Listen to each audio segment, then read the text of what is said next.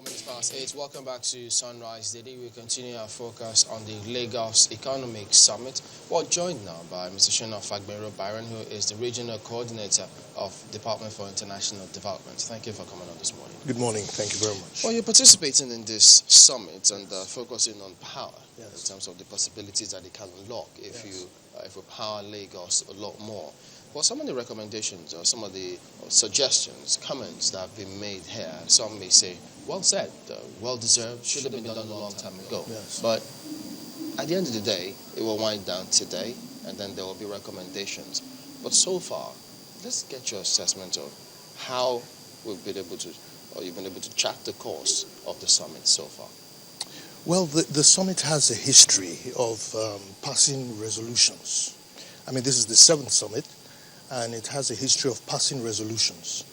And at the beginning of every new summit, there is a recap of the resolutions passed in the previous summit.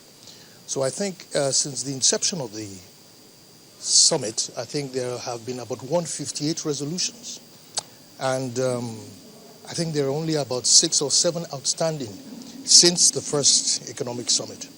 So we, as DFID, we got interested in partnering with Lagos State because we've seen that, the whole idea is to lay targets, drive those targets, and evaluate from time to time what level those targets have been achieved. And that's what has been a recap of the summits. So it's the same trend that this summit is having. Do you sense some optimism? Because looking at the past summit, if they've got 7 out of the previous ones, this is the 7th one, just those 7 areas, that's quite impressive. Well, I mean, that's quite impressive. And as a matter of fact, some of the outstanding resolutions are resolutions that could not have been driven on their own by Lagos State alone. Some of those resolutions have to do with some role that the federal government would play, some other externals. So, and some of these things have longer gestation period before you actually fully implement them. So, of course, there is a cause for optimism. But it does appear as though we will have some of those matters pop up again with some of the recommendations that will come up today, hopefully, because the power sector, the government is largely involved as well. Yes, absolutely, you're right. Some things will continue to recur until longer-term structural changes have been made in the entire system, both on a national level and also institutionally. So some things will recur, but the good note is that there is an upward trajectory of performance and delivery.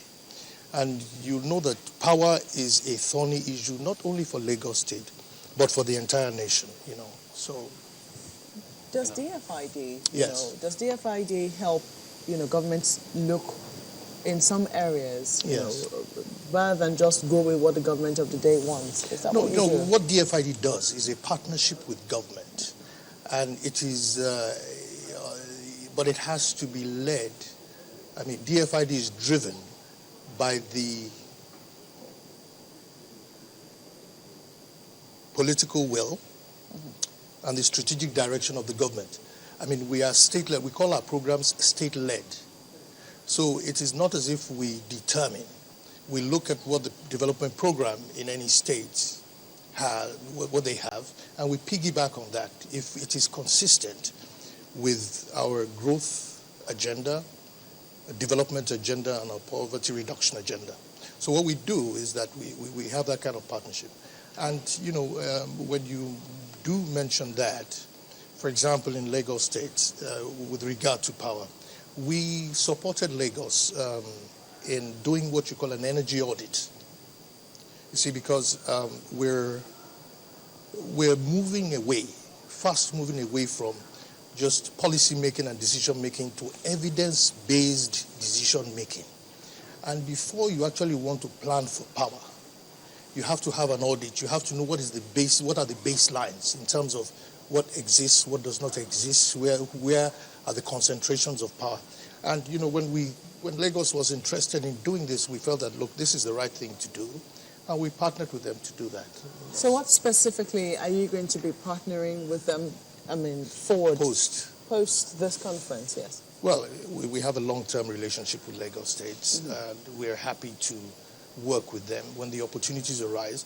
There are several opportunities. For example, this particular summit, it shows you where the nexus is between the power, the agri sector, the transport sector, the housing sector, and social amenities, alike. So you see, the opportunities that arise include opportunities in growth, economic growth, then human development, that is education, health. And those are the areas which we work on. So what this does is actually to facilitate, what we are already doing, puts it on a more, alive and substantial. So what you're doing is supporting this conference because it will definitely aid other areas that you're working in, not that you're going to be helping specifically in the area of power. You see, power is a facilitator itself. It is a catalyst itself. And development issues are all integrated. So everywhere we find an opportunity to support development and drive development, we'll be there. And for us, Lagos State has created that kind of opportunity. And, it's a no-brainer that most development partners find Lagos State. What about as it has to do with the law? Yes. Did you find anything? As it has to do with the legal perspective in terms of, are there any impediments, any hurdles, advantages? Well, I would like to say that in terms of the law and the regulations, we're now deregulating the entire sector. So that too is gaining some attention at the federal government. If we hadn't amended some of the laws, we wouldn't have the current regulation we have with the new GENCOs and the new DISCOs, on upstream.